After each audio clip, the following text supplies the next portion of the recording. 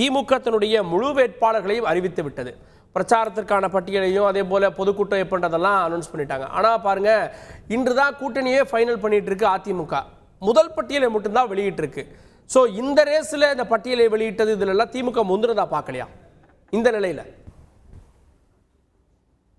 இல்லை, அப்படி நீங்கள் வந்து வேலையை யார் செய்கிறாங்க, அதில் எது நம்ம முன்னிலை போகுது அப்படின்ற மாதிரி அப்படி நம்ம அதை பார்க்கக்கூடாது. அதை தாண்டி இன்றைக்கு வேட்பாளர்கள் அறிவித்து விட்ட பிறகுதான் எங்களுடைய கூட்டணி நாங்கள் இறுதி செய்து யாருக்கு எத்தனை தொகுதிகள் ஒதுக்க வேண்டும் என்பதை நாங்கள் இறுதி செய்திருக்கிறோம். அப்படி இருக்கிற போது அவர்களுக்கு இறுதி செய்ததற்கு முன்பாக அனைத்து தொகுதிகளுக்குமான அனைத்து இந்திய அண்ணா திராவிட முன்னேற்ற கழகத்தினுடைய வேட்பாளர்களை நாம் அறிவித்து விட முடியாது. அப்படி இருக்கிற போது இது முதலில் அனைத்து இந்திய அண்ணா திராவிட முன்னேற்ற கழகம் தான் வேட்பாளரை அறிவிப்பதில் முந்தி இருக்கிறதுன்னு தான் நீங்க கேட்டிருக்கணுமே ஒழிய, அவங்க எல்லா தொகுதிக்கும் நீங்க வேட்பாளர் சொல்லிட்டாங்க, நீங்க எல்லா தொகுதிக்கும் வேட்பாளர் சொல்லலை அப்படின்னு கேட்கறதே வந்து நான் ஏற்றுக்க மாட்டேன். முதலில் அனைத்து இந்திய அண்ணா திராவிட முன்னேற்ற கழகம் தான் தேர்தலில் முந்தி இருக்கிறது, வேட்பாளர்களை அறிவித்திருக்கிறது. அதே போல ஆமா, வாட் எவர் இட் இஸ், 5 நிமிஷம் கூட முன்னாடி 49 மார்க் எடுத்தாலும் ஃபெயில் தான், 51 மார்க் எடுத்தாலும் பாஸ். ஓகே, அதனால நான் அனைத்து இந்திய அண்ணா திராவிட முன்னேற்ற கழகம் முந்தி இருக்கிறது. அதே போல பிரச்சார சுற்றுப்பயணத்தை கூட அனைத்து இந்திய அண்ணா திராவிட முன்னேற்ற கழகத்தினுடைய முன்னாள் முதலமைச்சர் புரட்சி தலைவர் எடப்பாடியார் தான் முன்னிலையில் அறிவித்திருக்கிறார். இது போல எல்லாவற்றையும் நாங்கள் முந்தி இருப்பதை அதை நீங்கள் எல்லாம் மறந்துவிட்டு மொத்தமாக அறிவித்து விட்டார்கள், நீங்களே மொத்தமாக அறிவிக்கவில்லை என்று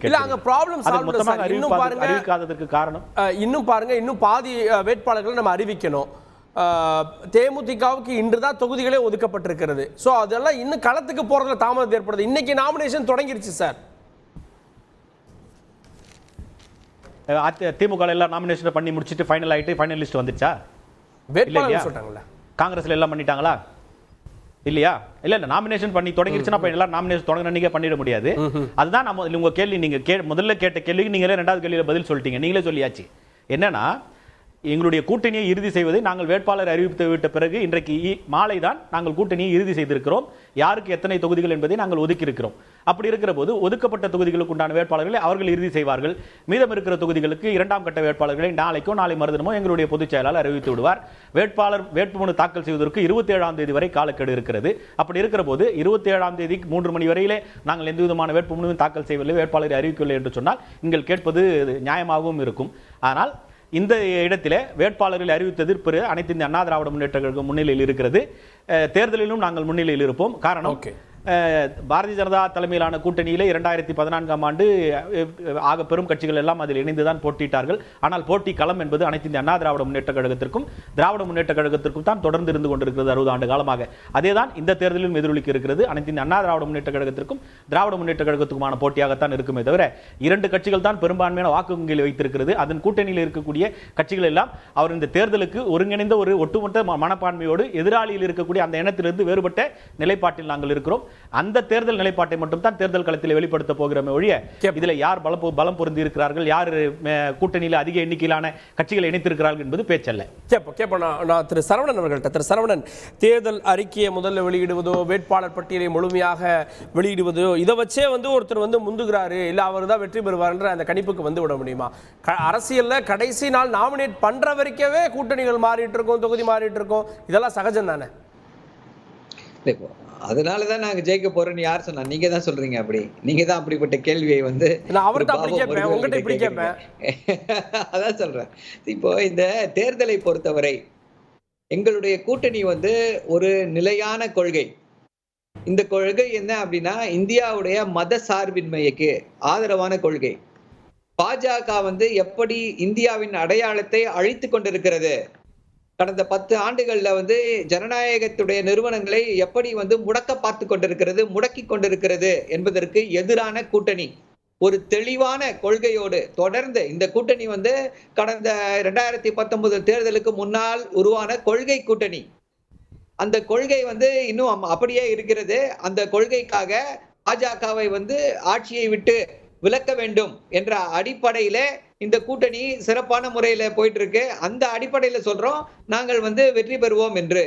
இன்றைக்கு அந்த தமிழ்நாட்டுடைய இங்க திமுகவில் கொடுத்திருக்கக்கூடிய அந்த தேர்தல் வாக்குறுதிகள், அந்த தேர்தல் வாக்குறுதிகளை பாத்தீங்க அப்படின்னா, இன்னைக்கு திராவிடியன் மாடல் ஆஃப் கவர்னன்ஸ் என்று சொல்லக்கூடிய அந்த சிறப்பான ஆட்சி முறையை இந்தியா முழுக்க செயல்படுத்துவோம் அப்படின்றதுடைய ப்ளூ பிரிண்ட் தான் டிஎம்கே உடைய அந்த மேனிஃபெஸ்டோ. ஏன் அப்படின்னு பாத்தீங்கன்னா, முதல்ல கிண்டல் பண்ணாங்க. நக்கல் அடித்தார்கள், நையாண்டி செய்தார்கள்.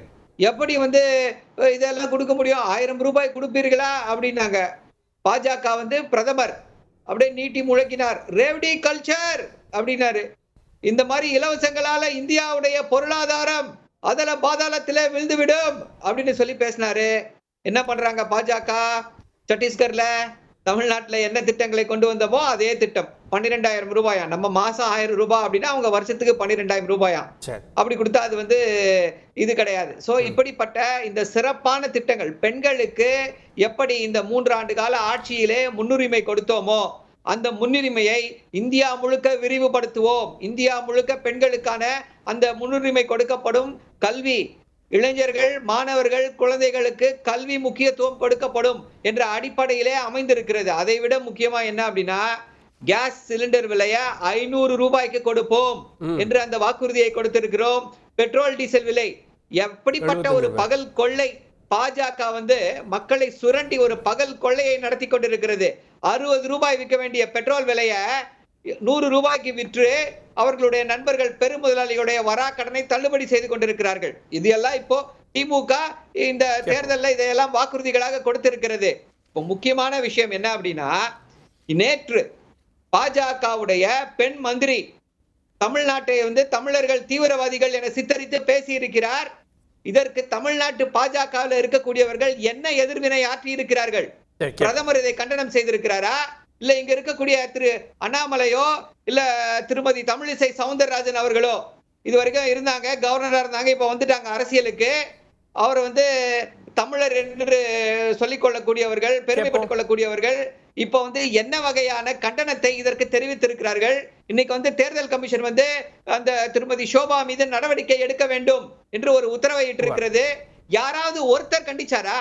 பிரதமர் வந்து 5 நாட்கள், 5மா இங்க வந்திருக்கோம், தமிழ்நாடு எங்களுக்கு இப்படி, தமிழர்கள் எங்களுக்கு அப்படி, நாங்கள் அவர்களை நெஞ்சிலே தூக்கி சுமந்து கொண்டிருக்கிறோம், தலையிலே தூக்கி வைத்துக் கொண்டிருக்கிறோம் என்று பேசினாரே பிரதமர்.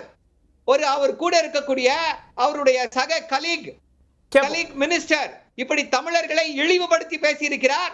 பிரதமர் ஒரு கண்டனத்தை பதிவு செய்திருக்க வேண்டுமா வேண்டாமா? ஏன் செய்யவில்லை பிரதமர்? அப்ப தமிழ்நாட்டின் மீது அவருக்கு என்ன அக்கறை இருக்கிறது? ஏற்கனவே அவருக்கு அக்கறை இல்லைன்னு தெரியும். ஆனா தமிழ்நாட்டை இப்படி நிந்திப்பவர்களை நான் கூட வச்சிருப்பேன், மினிஸ்டரா வச்சிருப்பேன் அழகு பார்த்து கொண்டிருக்கக்கூடிய பாஜகவிற்கு தமிழ்நாட்டில் என்ன வேலை என்று கேட்கிறோம். கேட்போம். நான் திரு குமரகுரு அவர்கள்ட்ட 3வது அணி இல்ல வந்து நாங்க தான் 2வது அணி கூட பாஜக கிளைம் பண்ணலாம். எல்லாரையும் சேர்த்து கூட்டணி கட்சிகளாக வச்சு நேற்று வந்து பிரதமர் முன்னிலையில் டிஸ்பிளே பண்ணீங்க. ஆனால் பாருங்கள், இன்னும் வந்து கூட்டணியே இறுதியாகலை. இன்னும் வந்து கையெழுத்து போடாமல் சில கட்சிகள் வெளியே போகிறாங்க. வாசன் ஏன் கையெழுத்து போடல, ஓபிஎஸ் ஏன் கையெழுத்து போடலை? இது எல்லாவற்றையும் தாண்டி திமுக முன்னிலையில் இருப்பதாக பார்க்கல. இன்றைக்கி அவங்க மேனிஃபெஸ்டோ வந்துருச்சு சார், நாளைக்கு வந்து சோறு விளம்பரம் ஆரம்பிச்சிருவாங்க. இப்போ எல்லாமே போகும்ல. அதாவது திமுகவில் முதலே சொல்லியிருக்கோம், இருக்கிறது கூட்டணி கிடையாது, கூட்டணி கட்சிகள் கிடையாது. ஏற்கனவே முடிவு பண்ணி அங்கே இருக்கிறவங்க, நீங்கள் என்ன கொடுத்தாலும் அங்கே இருப்போம்னு. செய்திகளை உடனுக்குடன் தெரிந்து கொள்ள உடனே சப்ஸ்கிரைப் பண்ணுங்க.